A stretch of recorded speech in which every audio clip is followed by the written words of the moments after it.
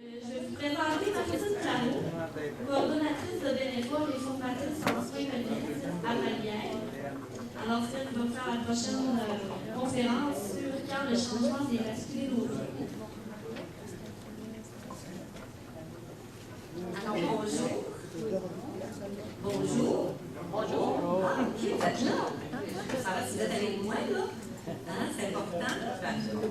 D'être pour moi, pas me sentir toute seule en avant. Alors, bien contente d'être ici. Oui, moi, je travaille à Paliel. Je ne sais pas s'il y a des gens qui connaissent Paliel ici. C'est un organisme communautaire.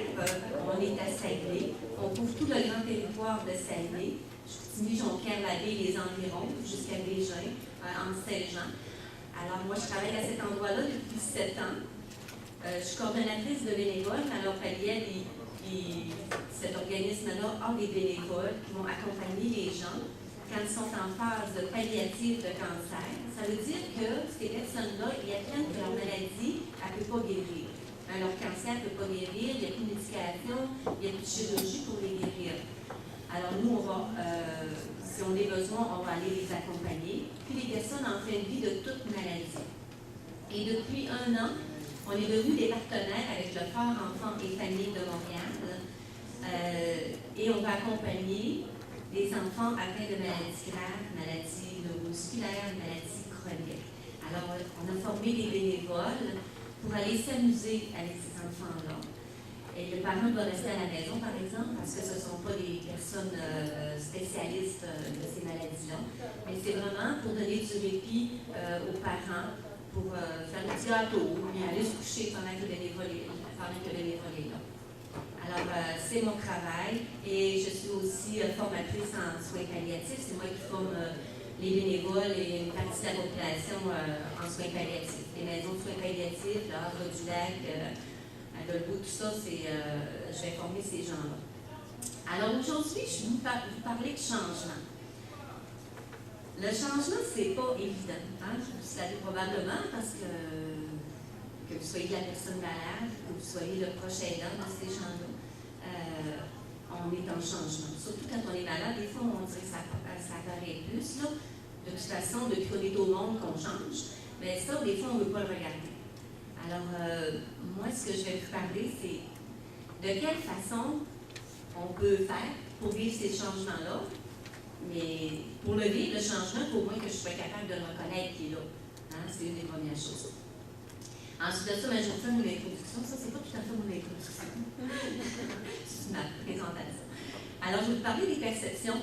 Les perceptions dans le changement. Comment est-ce que, quand un changement arrive dans ma vie, qu'est-ce qui fait que quelqu'un va le vivre d'une façon puis l'autre va le vivre d'une autre? Hein? Ça va dépendre de mes perceptions. Les phases du changement. Quand je vis un changement, ça ne se passe pas, oui, OK, aujourd'hui c'est ça, puis dans 1 heure, ben, c'est beau, tout va être changé. Non, non, non. À l'intérieur de nous, il se passe ça brasse et ça brasse, il y a des résistances qui sont là. Alors, il y a des phases à travers le changement. Je vais vous faire une comparaison entre le volcan et l'enfant, hein, la naissance d'un enfant. Je vais vous parler du stress parce que le stress, veut pas, ça fait partie intégrante du changement.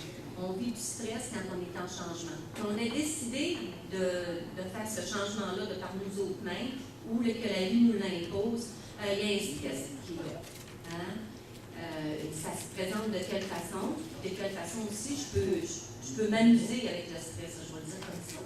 Moi, je suis en train de m'amuser un peu avec mon stress. Là. Hein? Veux pas, là, j'essaie de... Hey, quelle bonne Martine, oh, regarde, c'est du beau monde, puis ils font pas mal, je me dis plein de belles affaires dans ma tête, là. Et après ça, pour terminer, je vais vous parler de l'humour. Comment est-ce que l'humour, des fois, dans notre vie, peut nous aider à voir la vie différemment? Hein? Je ne changerai pas le drame que vous êtes en train de vivre. Ce n'est pas le but, puis je ne serais pas capable de toute façon. Ce n'est pas mon drame à moi. Je n'ai pas de pouvoir là-dessus, moi. Je n'ai pas de pouvoir sur vous. J'ai seulement du pouvoir sur moi-même. Alors, mais je peux vous aider à changer les perceptions de ce drame-là. Ça, c'est du pouvoir que vous avez pour vous-même aussi. Alors, avant de passer au diapo et tout ça, bien là, je vais vous faire mon introduction. Alors, notre société est en changement, est en mutation. Hein. Ça va vite aujourd'hui, avec toutes les aires de communication. Avant une génération, ça pouvait être une dizaine d'années. Aujourd'hui, c'est comme une génération, c'est 5 ans qu'on passe à d'autres choses. Hein. Je veux dire, ça va quand même très, très vite. Et la façon de percevoir la permanence des choses, c'est remis en question tout ça. Vu que ça va très, très vite, on passe notre temps à se remettre en question. Hein? Alors, on remet souvent la sécurité dans l'emploi. Vous vous souvenez, avant, quand quelqu'un est engagé à l'ALCAN, il est engagé pour sa vie. L'ALCAN, il va mourir là. Tu sais, il rentre là à 18 ans, puis il va partir avec sa retraite, puis il va avoir passé peut-être 30-35 ans d'année de sa vie. Mais aujourd'hui, c'est plus comme ça. Aujourd'hui, bien, les gens fonctionnent beaucoup par contrat. Hein? Alors, la sécurité de l'emploi, elle est moins présente. Alors, ça nous déstabilise tout ça. Hein? La liberté, l'amour, puis même la mort aussi s'en fait partie. Mais cet espace-là, cette étape-là de notre vie, on ne veut pas en entendre parler. Hein? Moi, j'ai déjà rencontré des gens, j'en rencontre plein de gens. Quand quelqu'un a une vingtaine d'années dit « Moi, j'ai jamais pensé à ça, que j'allais mourir », je me dis « C'est bien correct. » Tu peux peut-être penser quand même un petit peu, parce que ça va t'arriver. Mais quand quelqu'un d'une soixantaine d'années me dit moi, là, ça faisait pas partie de mon plan. En vrai, au monde, ça fait déjà partie du plan de vie, la mort. Hein? Alors, on frappe des murs hein, quand on arrive et on se fait annoncer qu'on a une maladie fatale. Alors, au cœur de ce changement-là, on va découvrir l'impermanence des valeurs, des objets, des personnes et surtout de nous-mêmes. C'est ce qu'on va découvrir. Il y a une phrase qui dit que si l'humain apprenait qu'il est seulement locataire de son corps et non propriétaire, il serait peut-être plus facile de lâcher prise. Hein? C'est une location qu'on a. Hein? On n'en est pas vraiment propriétaire. Hein? Alors, ce qu'on apprend, on apprend à nos enfants, on nous apprend toutes sortes de choses. Hein? La prévention des maladies, de se laver les mains, la prévention des accidents. On va le parler aussi des fois, peut-être pas quand ils sont jeunes, mais la prévention du suicide. Il y a des cours là-dessus. Il y a des cours aussi sur l'éducation sexuelle, l'éducation physique, l'éducation populaire. Mais rarement, on va parler de l'éducation au changement ou à la mort. On n'éduquera pas les gens par rapport à ça. Que dans leur vie, ça va les arriver qu'ils font du changement. Et pourtant, la perte, ça fait partie de la vie. Aujourd'hui, le changement, c'est plus un signe de remplacement. Hein, le Dollarama, il en est un exemple. Je veux dire, oui, c'est des objets, là, mais j'ai besoin d'un pinceau, je vais aller le chercher. On ne sera pas 10 minutes à le laver après, là, je vais le jeter. Hein. On voit plus le changement comme jeter quelque chose et non comme une transformation. Et pourtant, quand il y avait des événements dramatiques dans ma vie, veux pas, je ne suis plus jamais la même personne qu'avant. Même si les gens disent « Ah, j'ai hâte que tu finisses ça, moi, ce deuil-là, j'ai hâte que tu passes à d'autres choses, que tu reviennes comme tu étais. » Mais je suis désolée. Les personnes ne seront plus jamais pareilles comme avant, quand ils vivent des expériences comme ça dans leur vie. Alors, pour les jeunes, eux autres, ils vont perdre leurs dents, hein, les premières dents. Ils vont perdre aussi l'illusion que le Père Noël, ça n'existe pas. Mais ça va revenir. Je crois déjà encore. Quand on déménage, on va perdre des amis. Hein? Les décès aussi des grands-parents. Des fois, c'est souvent la première chose qu'un enfant va se rendre compte qu'on va mourir parce que les grands-parents vont décéder. Les ados, eux autres, ils vont perdre le premier blond. Hein? Le premier emploi. Puis surtout l'image parfaite du parent. Ils vont perdre ça. Mon père, ma mère, ils ne sont pas parfaits. Ça se pourrait être que je ne sois pas non moins non plus. Les adultes, hein, ils vont perdre aussi leur jeunesse. Hein, cette jeunesse-là qui est si fébrile, qui ont eu des expériences extraordinaires. Ils vont peut-être perdre un premier emploi aussi. Des règles concernant les emplois.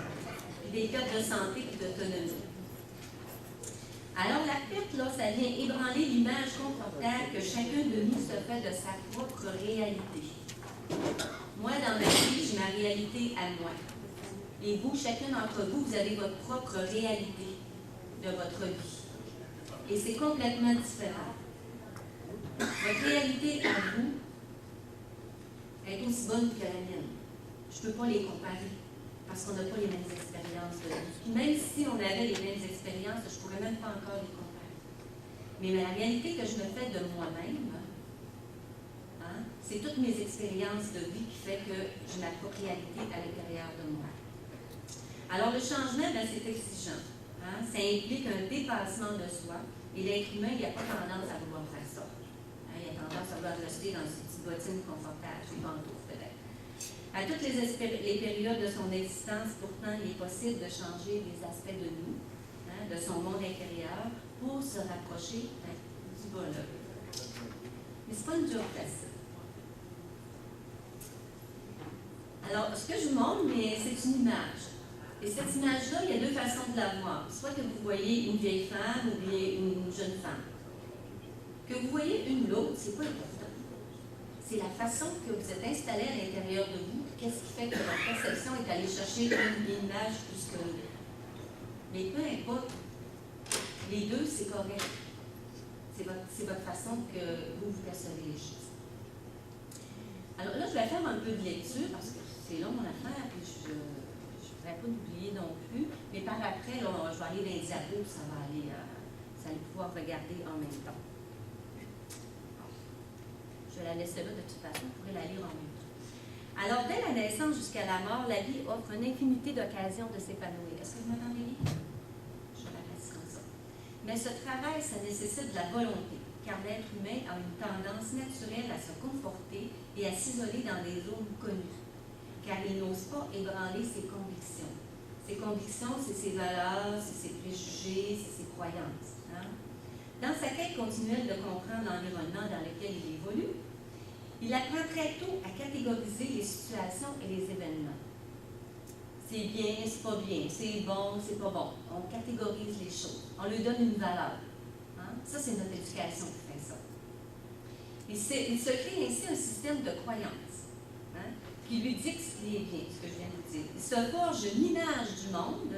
Chaque personne ici a sa propre image de son monde. On est tous en soi un monde. J'ai mon monde à moi, chacun d'entre vous, vous avez votre propre monde intérieur. Hein? Ils ne sont pas pareils. Hein? Il croit à tort que son bien-être dépend de l'équilibre du monde qui s'est construit. Et quand le changement arrive, ben, ça vient ébranler ce monde-là. Hein? Toute situation, personne, commentaire ou interaction en dehors de ce cadre va être une menace pour mon harmonie, pour mon équilibre. Comme tous les êtres humains de la planète, l'homme est à la recherche de cet équilibre-là. Il n'aime pas ça se faire brasser. Il n'aime pas ça se faire dire, ben, ça se pourrait être que je fasse les choses différemment. Non, je veux rester comme ça. Hein? On n'aime pas ça se faire brasser ou quand la vie vient nous déranger un peu. Alors, ça s'appelle l'homéostasie, de rester en équilibre, d'être confortable avec soi. Alors, l'homéostasie, ça se présente sous deux formes. Hein? Celle inerte et celle qui est dynamique. L'homéostasie inerte, elle veut plus nous rester dans le statu quo. Je ne bouge pas dans les affaires, je suis confortable. Puis la dynamique, elle va nous pousser à faire du changement. Alors, de façon consciente, nous croyons que le statu quo, ben, c'est le meilleur outil pour garder ça, cet ordre-là, à l'intérieur de nous. Alors, la tendance à chercher ça, l'homéostasie, hein, ça s'appelle l'entropie. Je veux rester dans la situation où je suis. Je ne veux pas bouger de l'autre. J'ai mes petites bébites, là, mais au-delà de ça, je suis capable de vivre avec. Venez pas me déranger. Hein? Alors, cette personne n'est ni utile ni agréable, puis elle a tendance à nous entretenir dans le chaos, hein, à venir brasser à l'intérieur de nous. Alors, l'esprit, elle va se fixer naturellement sur le problème et les tracas de ce qu'on vit aujourd'hui. C'est l'esprit qui va être plus en mouvement. Hein? Notre mental, là, il va travailler fort pour nous garder dans cet état-là. Hein? C'est comme quand des fois on dit « Oh, ben la folle du logis est partie, le hamster est décollé. » Ben c'est ça l'entropie. Ça nous garde là-dedans, puis on se nourrit de ça. Hein? En d'autres mots, l'entropie détermine notre résistance. Ça nous donne une résistance qu'on ne veut pas bouger là-dedans. Alors, c'est pour ça que quand on écoute la télévision, hein, on fait des casse-têtes, des choses comme ça, bien, ça empêche le mental de fonctionner. On dit, oh, ça fait du bien. J'ai plus tout le temps ces idées-là qui me reviennent dans ma tête. Mais dans le fond, je fais juste changer ma cassette un peu de place. Genre, aussitôt que j'ai fini d'écouter la télé, hein, ça recommence. Ça. Pourquoi est-ce que je repense encore à ça? Ah. Alors, heureusement, il existe une autre force qui est à l'intérieur de nous. Hein? Ça, c'est la force du dynamique, notre force spirituelle. Et sous cette force-là, on a un pouvoir. Hein? Et pour atteindre cette force-là, pour se connecter, bien, ça prend de l'ouverture. L'ouverture sur le monde, et l'ouverture sur soi-même, et l'ouverture de mettre en mouvement ces croyances-là et les transformer. Je ne suis pas obligée de les garder. Moi, mon père, j'avais presque 50 ans de différence avec mon père. Il était né en 1909, mon père. Alors, je suis une des plus jeunes, vous comprenez, j'ai pas 75 ans. Alors, les croyances que mes parents m'ont données et leurs valeurs, la base, le respect, des choses comme ça tient. Mais il y en a d'autres qui tenaient plus la route. Mais je continuais à vivre avec ça quand même. Alors, comme si longtemps que je n'ai pas remis ces valeurs-là, ces croyances-là en question, bien, je n'étais pas si bien que ça. Il faut apprendre à les remettre en question. Parce que eux, c'était dans leur temps à eux.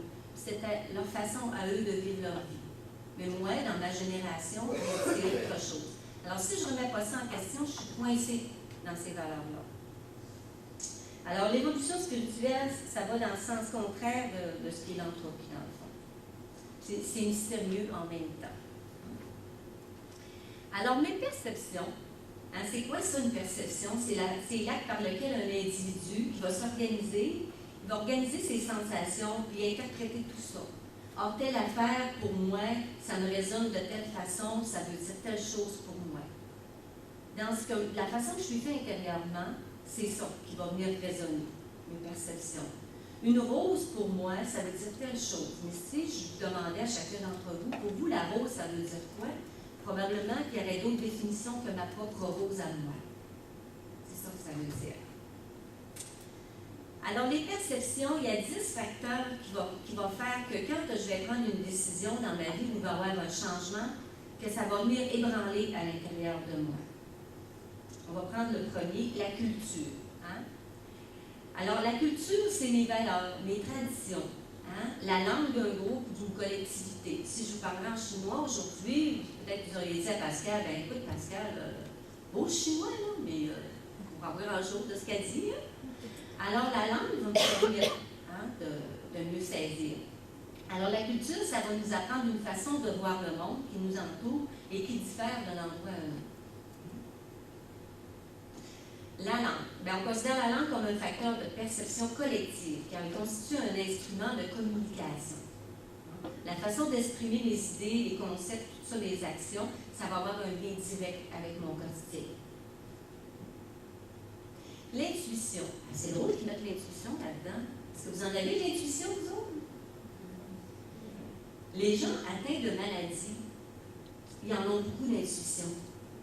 Oui, peut-être que leur corps physique est en diminution et est en perte. Mais il y a d'autres espaces intérieurs qui se développent, par exemple. Hein? Les personnages, ils développent d'autres aspects d'eux que nous autres, des fois, on n'a pas la possibilité de toucher pour toutes sortes de raisons. Mais l'intuition, elle est importante. Hein? Des fois, c'est comme ma petite voix qui me parle intérieurement. Hein? C'est mais il me semble que ça me dit quelque chose, ça. Il me semble que je sens quelque chose, je ne suis pas capable de nommer. Alors, l'intuition, bien, je pense que chaque être humain, on a ça à l'intérieur de nous, mais on n'est pas porté à l'écouter. Faire attention, parce que l'intuition, des fois, elle n'est pas tout le temps, je veux dire, elle n'est pas tout le temps, je veux dire, correcte, là, mais il faut quand même aller la valider. Hein? Il faut aller vérifier si mon intuition est bonne. Parce que je peux rester coincée avec, dire, bien, là, j'avais senti ça, mais aller valider, là, ça va lui permettre de solidifier tout ça. Alors, ouvrir la porte à une perception à la fois nouvelle et plus large de l'expérience humaine. Alors, des fois, ça dépasse l'entendement. Les croyances et les préjugés, ça, c'est fort. Moi, je suis venue au monde, vu que mes parents étaient âgés, il y avait beaucoup. Dans ce temps-là, les gens, ils étaient plus des bâtisseurs. Ils sont venus ici pour bâtir. Leur préoccupation, c'était de créer une région, créer quelque chose. Alors, ce qu'ils vivaient intérieurement, ils se connectaient moins dans ces périodes-là, parce qu'ils vivaient intérieurement, ils étaient plus portés à l'extérieur à bâtir. Et les croyances et les préjugés, il y en avait. Moi, je suis venue au monde comme Obélix qui a tombé dans la potion magique. devenir fort. Puis moi, Martine, je suis née dans la position des préjugés. Il y en avait beaucoup chez nous, de ça. Ça faisait partie de. Probablement chez vous aussi. Hein? Alors, un préjugé d'une croyance, c'est très, très fort. Très, très, très, très fort. Hein?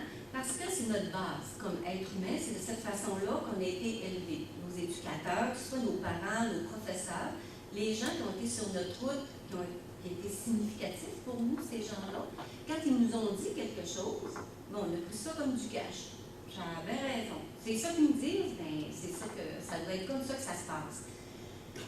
Et un préjugé, bien, ça peut être très, très fort. La première fois que je suis allée faire de l'accompagnement comme bénévole, avant de devenir coordonnatrice à Paliège, j'étais bénévole, pour savoir ce que les gens vivent quand ils vivent cette expérience-là.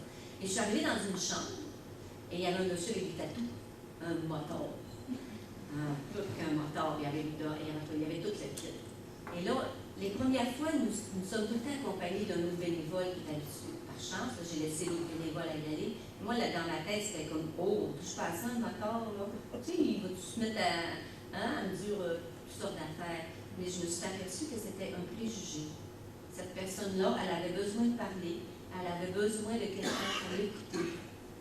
C'est pas l'image que j'ai qui fait ce que je suis à l'intérieur.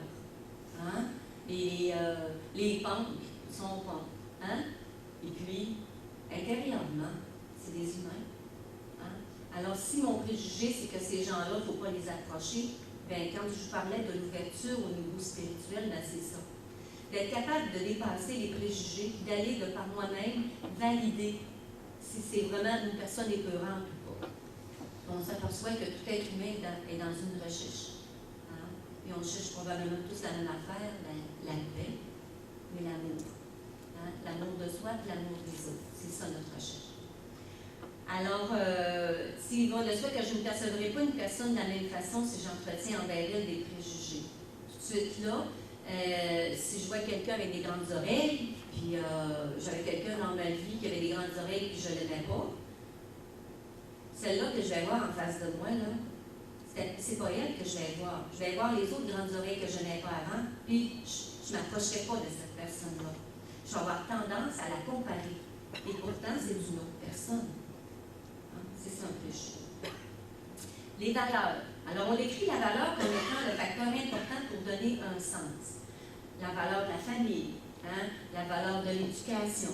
Ça va donner un sens. Nos parents l'ont dit, puis moi aussi comme parent, j'aimerais ça que mes enfants aillent à l'école, hein, qui s'éduquent, qui aient une formation, qui gagnent bien la vie. Hein? Moi, comme parent, si cette valeur-là, elle est importante, mais que mon enfant, il décide d'autre chose, ça se peut que ça vienne me déranger. Je donne un exemple. Un de mes fils, il passait le quotidien, tous les matins. Pendant 6 ans de temps, il a fait ça. On s'est levé tous les matins à passer le quotidien. Et il y avait des matins, bien entendu, qu'il passait tout droit. Et quand il passait tout droit, c'était comme, je ne suis pas une bonne mère, je n'ai pas bien éduqué mon fils. C'est que les voisins vont dire, il est en retard un matin, quelle sorte de parent qu'il y a eu. Et pourtant, pendant 6 ans de temps, à tous les matins, il s'est levé. Peut-être là, 10 fois en retard. Et quand c'était une de ces fois, je me disais ça, que je n'étais pas un bon parent. Je ne regardais pas toutes les autres fois qui se levaient. Je regardais plus les fois qui se levaient pas. Et ça, je me ramenais à moi-même. Hein? À un moment donné, je t'ai dit, hein? Si tu ne te lèves pas, c'est ton affaire à toi. J'ai décroché de tout ça. Hein? Et un matin, bien entendu, il ne s'est pas levé. Et quand on est revenu, il y avait 8 messages sur le répondeur. Alors, il s'était levé tellement en retard que l'autobus scolaire a passé. Il a décidé de prendre l'autobus scolaire plutôt qu'aller passer ses quotidiens. Il les a passés à 3h30 de l'après-midi. Alors, le monsieur, lui, qui attend tous les matins son quotidien, comme une religion, il n'était pas fier, mais ça n'appartenait pas. Hein? Alors, les valeurs, c'est important. Hein? L'estime de soi. La perception de soi, c'est l'élément le plus important de la perception du monde qui nous entoure. En effet, cet aspect, ça détermine bien souvent l'émotion générée par une situation extérieure. Si j'ai de la difficulté, si je n'ai pas appris que je suis une personne importante, que je suis un être humain, que j'ai à l'intérieur de moi toutes sortes d'expérience, que je peux avoir des défauts, des qualités. Moi, je travaille moins avec ça, là, mais c'est pour plus vous aider à mieux comprendre. Là. Si cet aspect-là de moi, je n'ai pas appris à l'apprécier, à me pardonner des fois parce que j'ai fait des choses qui étaient tout croches.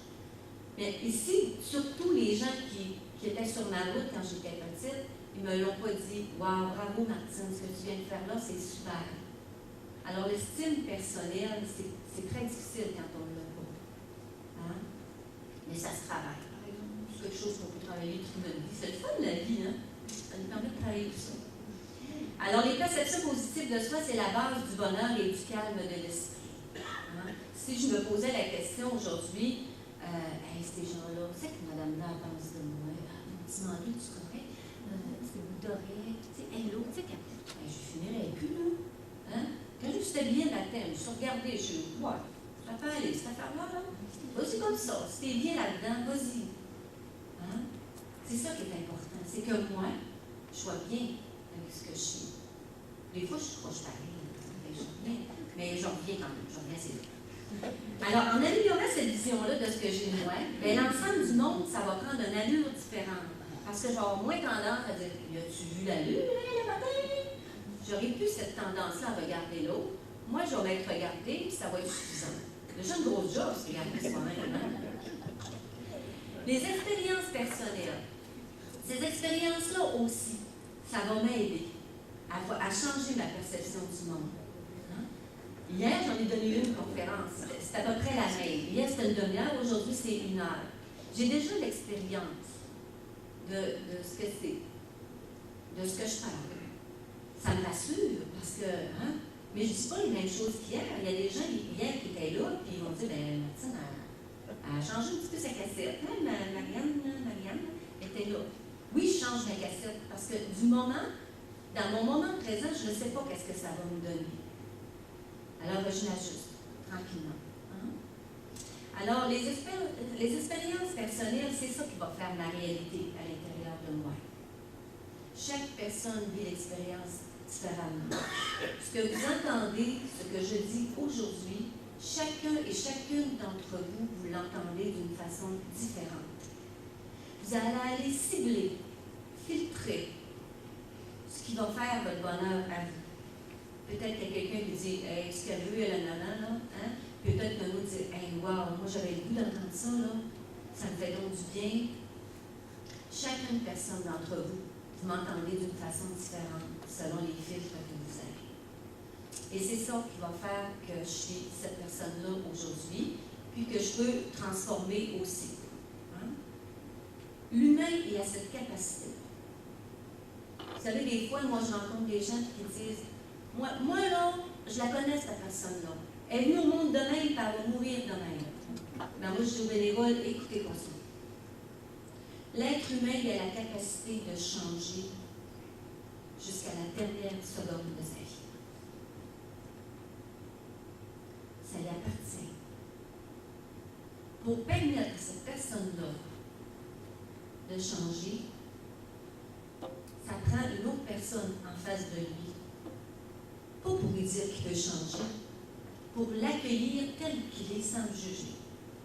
Si moi, quand j'ai quelqu'un en face de moi, la chose, ce que je pense, en tout cas qui est très important, c'est que cette personne-là, elle a tout ce qu'il faut pour faire ce qu'elle veut.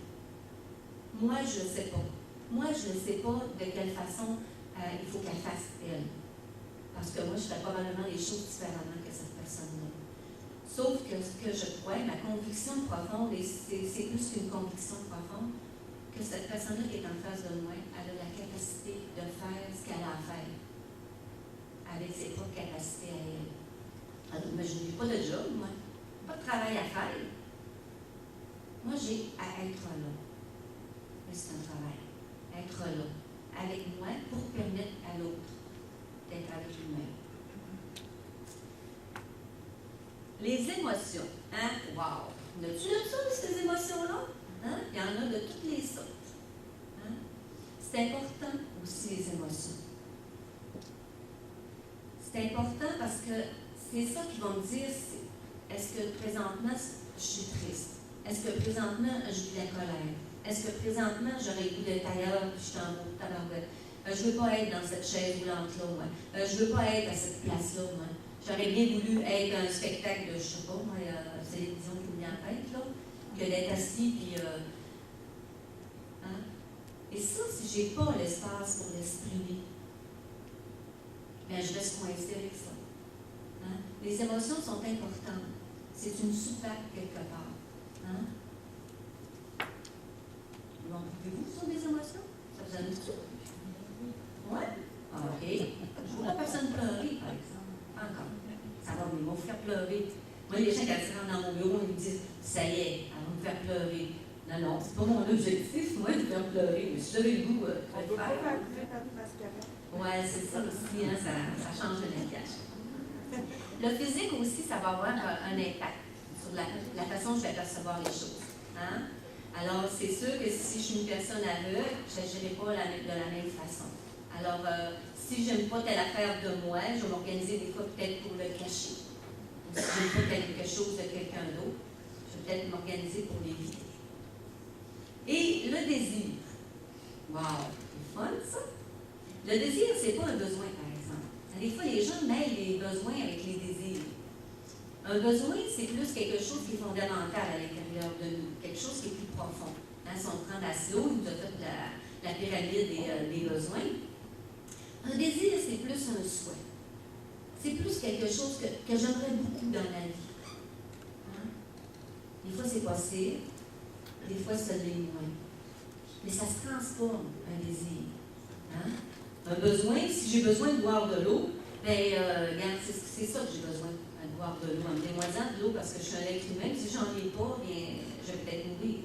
Hein? Ça, c'est un grand besoin. La perte. J'ai pas l'heure, alors Marianne, là,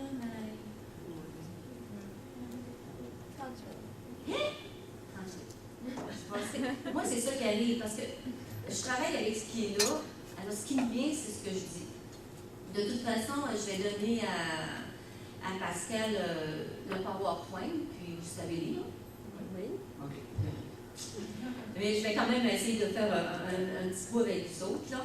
Alors, la perte. Quand là, il arrive une perte dans ma vie, un changement, une des premières réactions qu'on a, c'est non, j'en veux pas de ça. Non, c'est pas vrai. Hein? Je veux pas que ça m'arrive. Que ce soit que je perde une relation, un territoire, peu importe, l'espoir du futur, ma santé, je veux pas que ça m'arrive à moi. Alors, je vais tout nier qu'est-ce qui est là. La négation, c'est sain. S-A-I-N. C'est très, très bon. Ça nous permet de s'approprier tranquillement qu'est-ce que je suis en train de vivre. C'est ça que ça permet de faire. Il y en a qui vont nier jusqu'à la fin, qui vont mourir. Ça n'appartient pas. Ça leur appartient. C'est leur façon à eux de s'organiser intérieurement parce que c'est trop stressant. Hein? Mais si je la reconnais, ça, si je reconnais ça, je peux nier, mais je peux reconnaître, bien, ça va me permettre de m'ouvrir un peu à l'expérience que je suis en train de vivre. Alors, quand rien ne va, bien, dans ma vie, j'ai l'impression que tout est figé là. Puis quand il nous arrive un événement dramatique dans notre vie, c'est comme on sort de nos bottines. On devient un peu en état de flottaison. Hein? C'est comme si je ne suis plus à l'intérieur de moi. Il y a une partie qui est sortie. Je suis un petit peu comme un robot. Hein? Je m'en vais dans la vie, mais je marche sur l'automatisme. Parce qu'il y a quelque chose qui vient bouleverser, puis je ne suis pas capable de tout prendre. Ça, c'est le cerveau. Il est bien fait, notre cerveau. Notre cerveau, il va nous faire déconnecter un peu de cette expérience-là pour me permettre de la réapproprier tranquillement. Alors, je ne suis peut-être plus la personne que je voudrais être, ni la personne que j'aspire de devenir, et encore moins celle que j'ai déjà été. Hein, c'est comme ça. Alors donc, je vais tenter de garder les choses comme elles étaient. Si je suis capable de les identifier, qu'est-ce que je perds? Mais ça va peut-être rendre possible l'expression de ça. Il va y avoir des émotions qui vont être liées à ça. Et si je suis capable de les exprimer, de me dire, bien, moi-même, je vais trouver les moyens nécessaires à l'intérieur de moi pour vivre cette expérience-là. On a tous des ressources intérieures parce que nos expériences de vie nous en ont donné. Mais quand il nous arrive un événement dramatique, c'est comme on n'a pas accès encore. On n'a plus accès, ça fait trop mal. Mais à un moment donné, on se reconnecte à nos ressources, puis on se remet en mouvement. Alors, dans ma vie, j'ai l'impression que tout est mêlé, désorienté. C'est vrai. Puis, yes, bravo. Plus c'est mêlé, plus c'est le fun à démêler. Hein?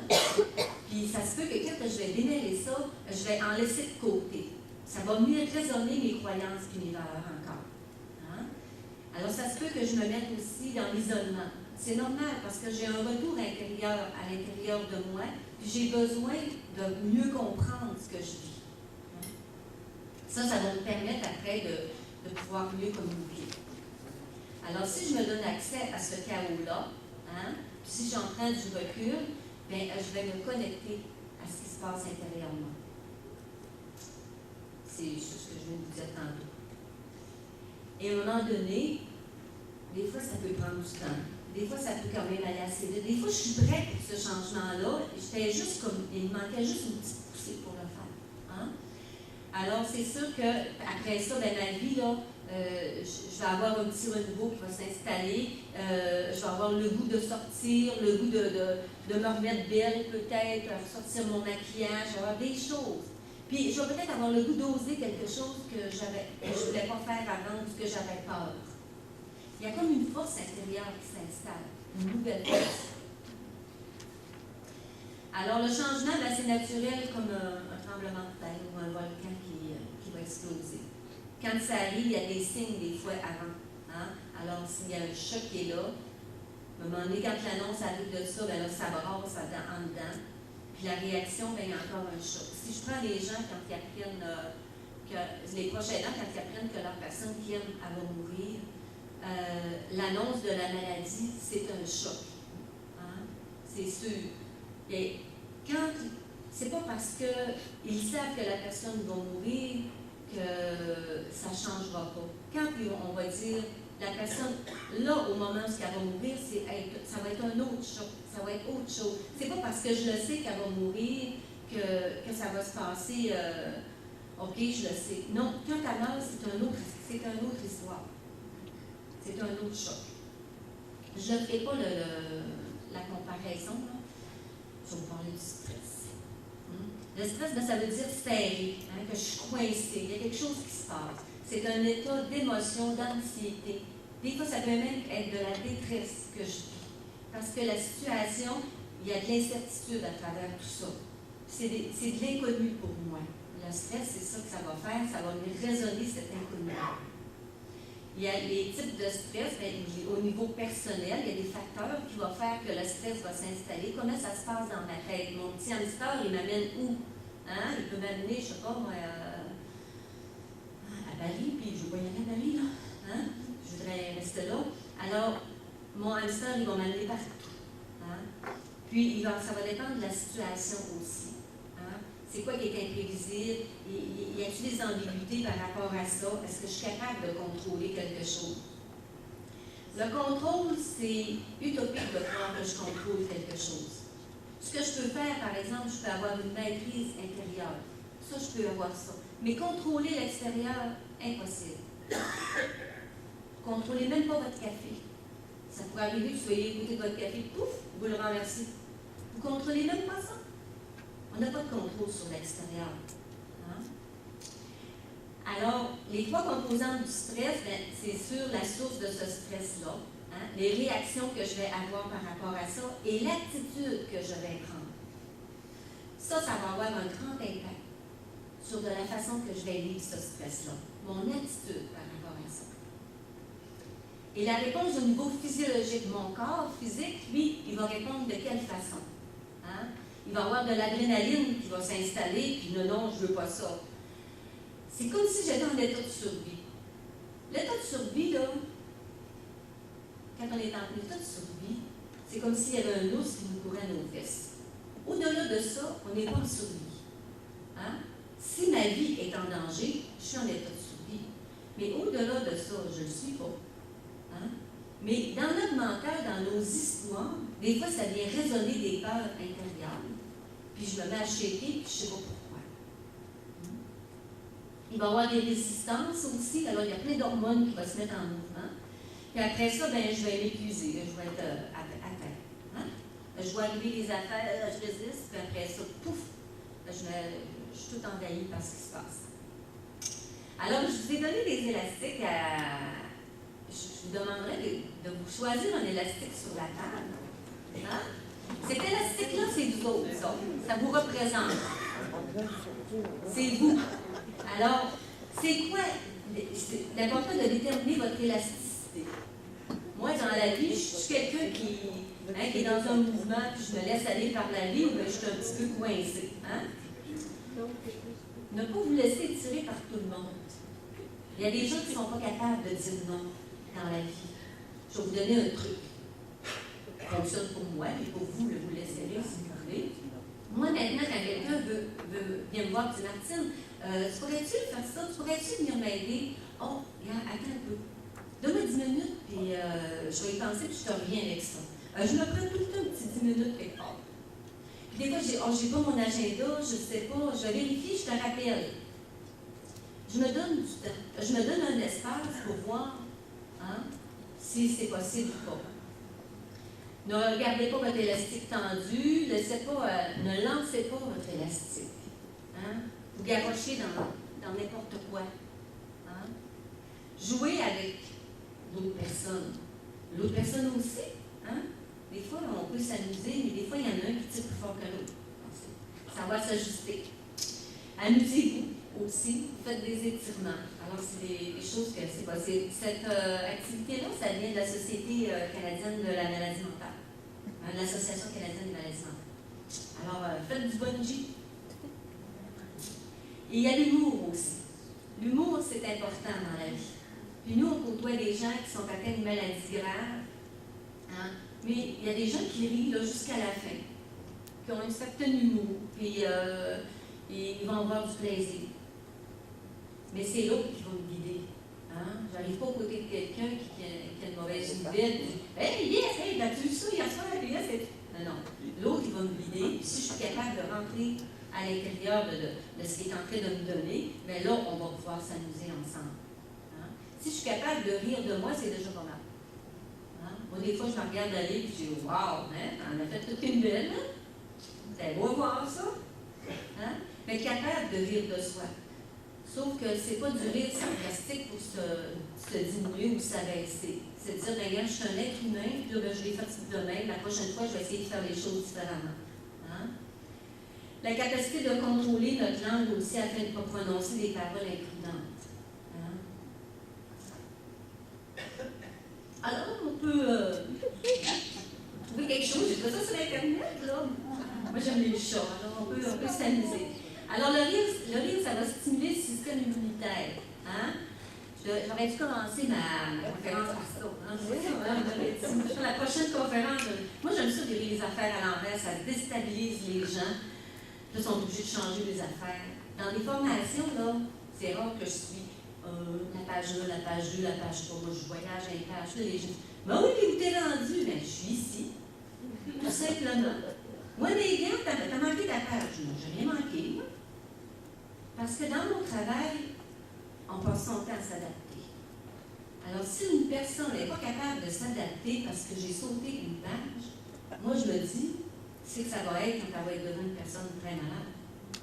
Bon, petit misère. Moi, c'est des indicateurs, ça. Hein?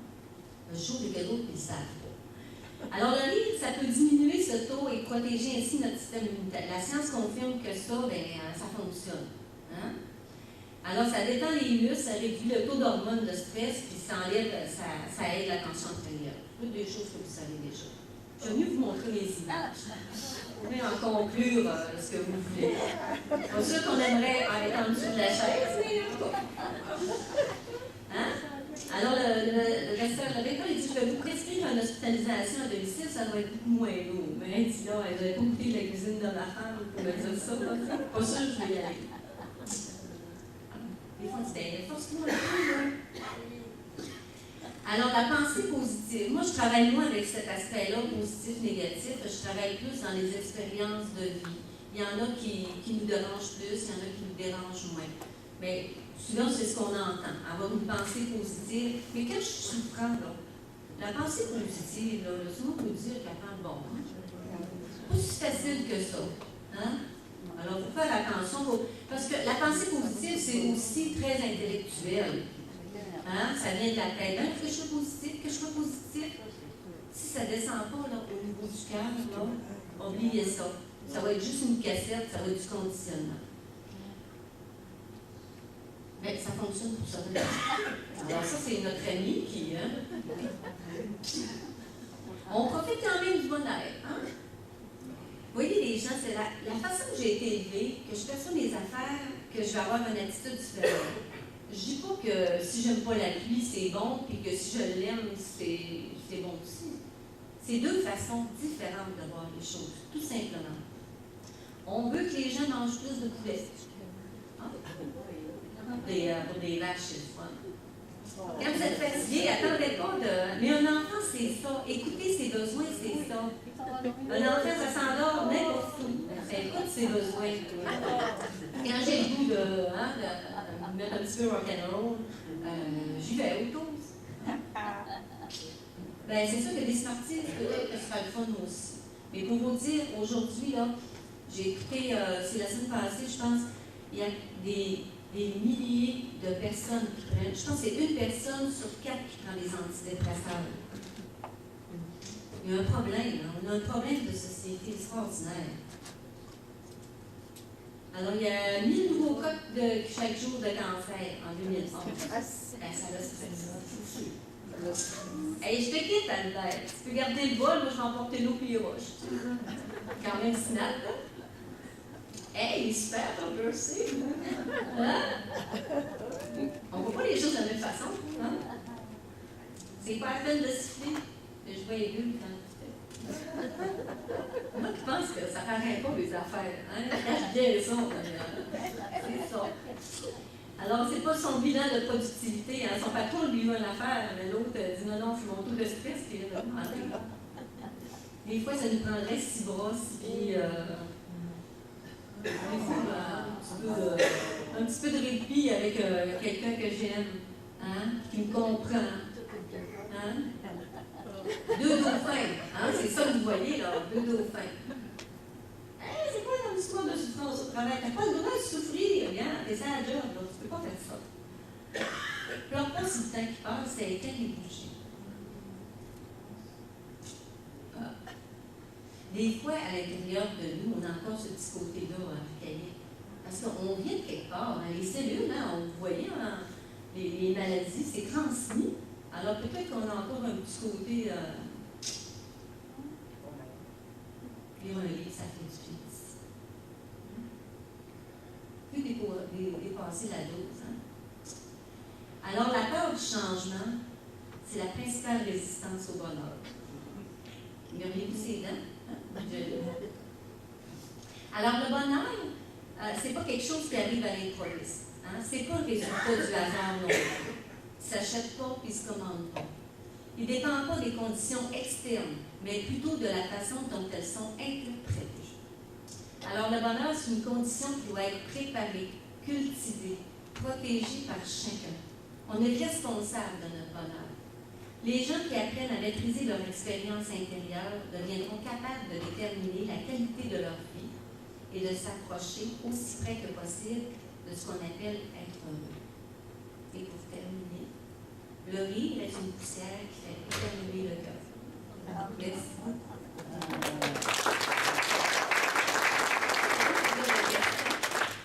Oui, et les gars, j'ai-tu dépassé? Non, il reste 5 minutes. Il reste 5 minutes. Avez-vous des questions? Vous avez tout compris ça? Wow! J'étais là pour rien, là-bas? Je suis venue pour rien. Non. C'est vrai que chacun prend, parce que c'est quelque chose de personnel aussi, hein, ce qu'on vit intérieurement. Alors, je me souhaite d'être heureuse moi-même. Ce que je souhaite à l'autre, souvent, tu sais, on dit souvent, oh, je te souhaite ci, je te souhaite ça. Mais à nous, on se souhaite très peu de choses pour soi-même. Alors, moi, je me souhaite de rencontrer encore des gens comme vous qui prennent soin de personnes malades, puis qu'ils font ce chemin-là dans leur meilleur intérieur possible, puis que c'est possible aussi de transformer, qu'on a ce pouvoir-là comme être humain.